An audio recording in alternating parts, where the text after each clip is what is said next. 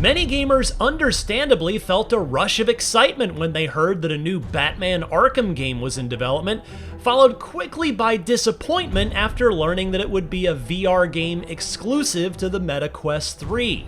I get it. VR has been in our lives for the better part of a decade now, and not even a full-blown Half-Life game could get core gamers interested. So what hope does Batman have? That's ultimately for the market to decide, but what I can confidently say after playing the first 45 minutes of Batman Arkham Shadow, out this October from Camouflaj Studios, is that it's a quote-unquote real game.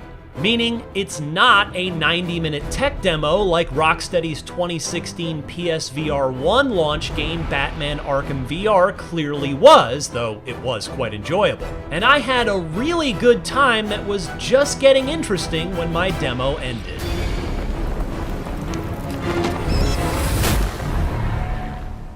Arkham Shadow is set between the events of Origins and Asylum, with the latter being the Camouflaj team's primary inspiration. Tonight they played the wrong game. This extends to the physical structure of the campaign. This isn't an open world game like City or Night, but instead gives a series of larger but ultimately confined play spaces you can move freely around.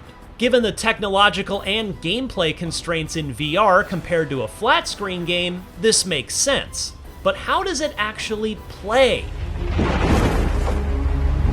Pretty well, it turns out. I'll be honest, I was skeptical coming into this demo. Though I had fun putting on Batman's cowl in the aforementioned Arkham VR, there wasn't much of a real game there. Setting navigation coordinate. Camouflaj promises that Arkham Shadow is the biggest and longest game they've ever made, and thus far I'm inclined to take them at face value there. In fact, if anything, the onboarding takes too long. I get that players have to be taught how to execute the familiar gameplay mechanics of the Arkham series all over again in VR, but I was ready for more freedom in combat sooner than Shadow was ready to let me loose.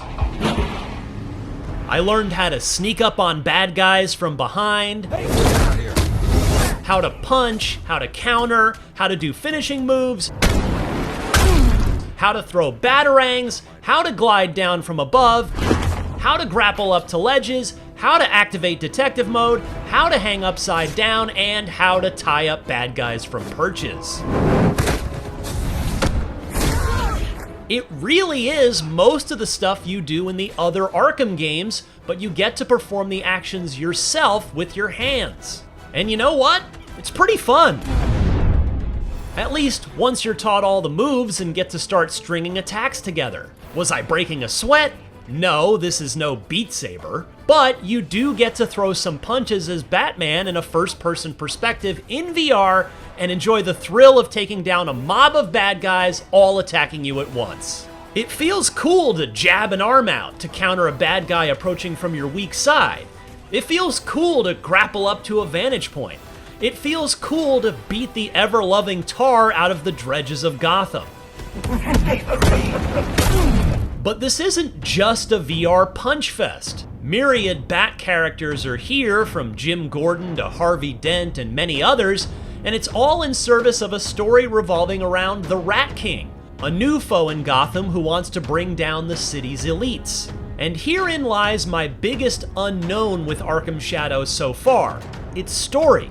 It's not that the story is bad, it's that I really didn't see any of it in the first 45 minutes of the campaign. You punch down, we rise up. In fact, my demo ended just as I was about to talk to Commissioner Gordon and really get the plot moving forward. The Camouflaj crew told me that they'd skipped me past a prologue that would have helped set things up for me.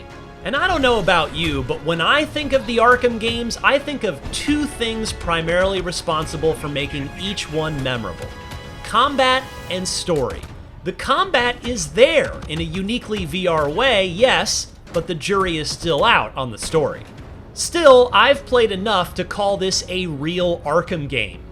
There are tons of collectibles scattered around to find, from Rat King transmitters to rip off the wall and smash, to homemade Rat King Statue of Liberty figurines, plus others Camouflaj wouldn't reveal yet.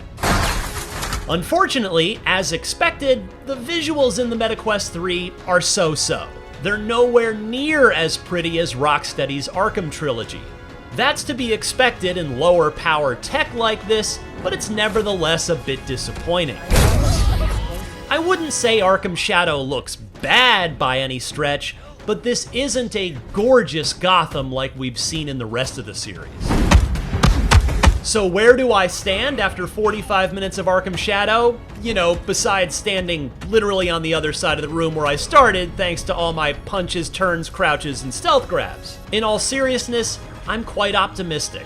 I really wanted to keep playing when they took the MetaQuest off my head, as the campaign really seemed to be just starting to hit its stride. Should you go out and buy a MetaQuest 3 just for this game? It's too early to make that call, but at the very least, it has the potential to tempt a lot of people. For more on Batman Arkham Shadow, don't miss the new gameplay trailer as well as the original reveal trailer. And for everything else in the world of gaming, sneak on over to IGN.